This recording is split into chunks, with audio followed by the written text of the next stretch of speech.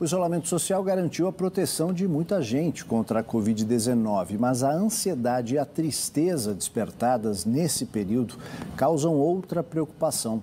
A OMS já fala numa pandemia de transtornos mentais. Nas Américas, Estados Unidos, México e Brasil são os países mais afetados por doenças como a depressão.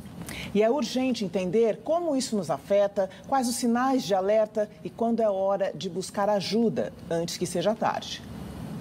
Doutor Júlio Pérez, bem-vindo ao Jornal da Tarde, obrigado pela sua participação. Começo lhe perguntando o seguinte, a gente, claro, vivendo nessa situação de isolamento, hoje, 1º de setembro, mês dedicado à prevenção do suicídio, à atenção redobrada à depressão.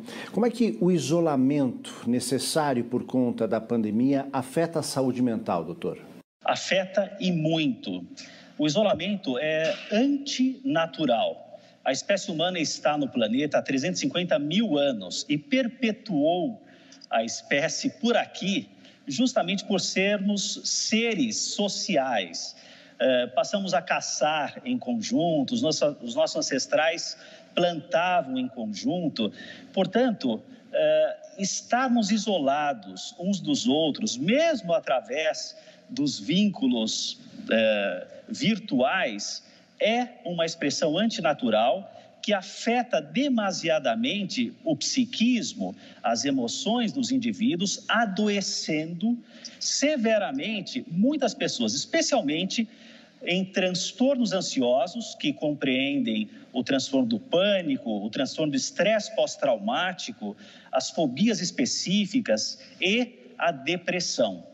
São esses os principais adoecimentos psicológicos durante a quarentena, a pandemia, o isolamento social. Doutor Júlio, a Organização Pan-Americana de Saúde e a OMS alertam que a gente pode, inclusive, estar vivendo uma pandemia de saúde mental junto com a pandemia da Covid-19, isso, inclusive, olhando para trás também, né? Para o que foi constatado em situações semelhantes vividas em outras pandemias, não é isso? Se a gente voltar em 2003... e pensarmos sobre as repercussões do surto SARS de 2003, muitas pessoas tiveram o transtorno de estresse pós-traumático, que, claro, é decorrente de situações dolorosas, traumáticas, muito difíceis que os indivíduos possam enfrentar. A população geral, conforme os estudos epidemiológicos, apresenta em torno de 10% de estresse pós-traumático. No entanto, os grupos de risco apresentam em torno de 30%. Foi o que a gente pôde observar lá atrás. O número de pessoas traumatizadas aumentou significativamente. Hoje, a população mundial é o maior grupo de risco que já houve no planeta e na história. Então, o número de pessoas traumatizadas e o trauma psicológico, é importante observar que tem várias ramificações, inclusive em ideações suicidas, é um fenômeno jamais visto, no nosso tempo e que, de fato, tem comprometido a saúde mental da população mundial, especialmente a população de centros urbanos. Por quê?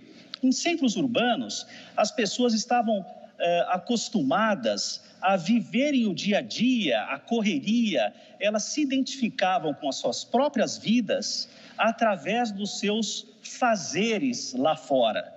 No interior, uma vida mais tranquila, o encontro consigo mesmo é mais familiar. Então, o confinamento, o isolamento, para as cidades interioranas, é mais tranquilo do que para as pessoas que estão em centros urbanos e que foram ceifadas das suas vidas como se a vida fosse os afazeres. Doutor, quais são os sinais de alerta e como é que as pessoas que estão no entorno, que percebem esses sinais e até quem percebe em si mesmo esses sinais podem buscar ajuda? Duas das principais emoções que envolvem as expressões humanas estão em curso, especialmente como sinais do adoecimento: o medo que gera ansiedade. Ansiedade, em uma palavra, poderia ser traduzida como medo. E a tristeza, diretamente vinculada à depressão.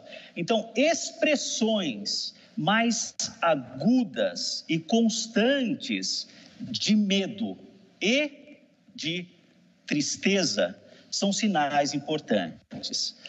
A tristeza pode levar o indivíduo ao isolamento em si mesmo, para além do isolamento físico, social. Como é que é isso? Isolamento em si mesmo. A pessoa fica embotada, apática, tristonha, não tem mais fome. É quase como se ela estivesse se abdicando, se soltando dela mesma por meio da tristeza. São sinais muito importantes para observarmos. Em relação à ansiedade, as pessoas que não conseguem dormir, que veem dioturnamente noticiários, estão conectadas de uma maneira patológica às notícias ansiogênicas, que geram cada vez mais ansiedade.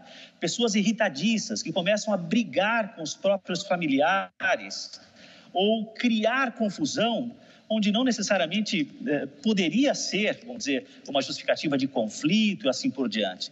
Sinais associados a expressões de ansiedade e de tristeza mais exacerbadas, quando esses sinais forem observados pelos familiares, é fundamental buscar ajuda profissional para que os sintomas não entrem no aspecto crônico e possam adoecer e cada vez mais esses indivíduos que sofrem, sejam com depressões ou transtornos ansiosos.